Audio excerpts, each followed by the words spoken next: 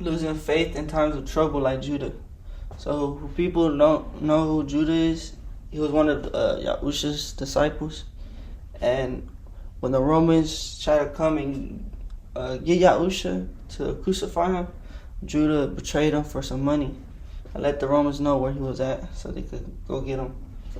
So like a lot of times when troubles come to us and we're in need of stuff, but we don't get it, we sometimes lose faith and want to betray Yahusha, just like Judah. So a lot of times we could be like Judah, so we don't want to be like that. But that's why in times of trouble, where does our faith lie?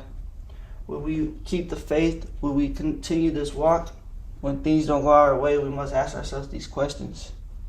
But patience, prayer, and rest are key on what helped me. You can also meditate on these verses. Meditating is also key. So Romans 12 verse 12, rejoicing in hope, patient in tribulation, continue to instant prayer. So in times of tribulation and trouble, you want to just go to your, wherever you pray, your room or whatever, and just instantly pray out to him.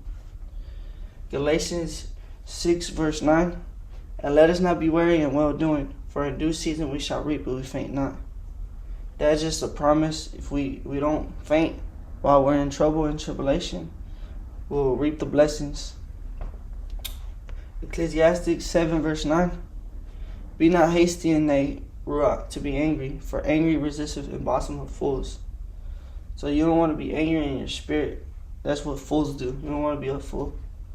Romans 5 verse 4, and patient experience and experience hope. You gotta have patience to first experience hope. So Isaiah 40 verse 31, but they that wait upon the Yahuwah shall renew their strength. They shall mount up with wings as eagles. They shall run and not be weary, and they shall walk and not faint. And I can honestly say that when you do wait in times of trouble, like the next day, you do feel stronger in the spirit, in the ruach.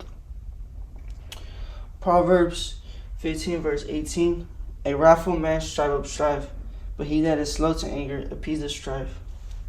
So this could also correlate with the being a whole fool thing, because stirring up strife, you don't want to create problems and stuff. That's what fools do. Ecclesiastes 7 verse 8, better is the end of a thing than the beginning thereof, and the patient and ruach spirit is better than the proud and ruach spirit.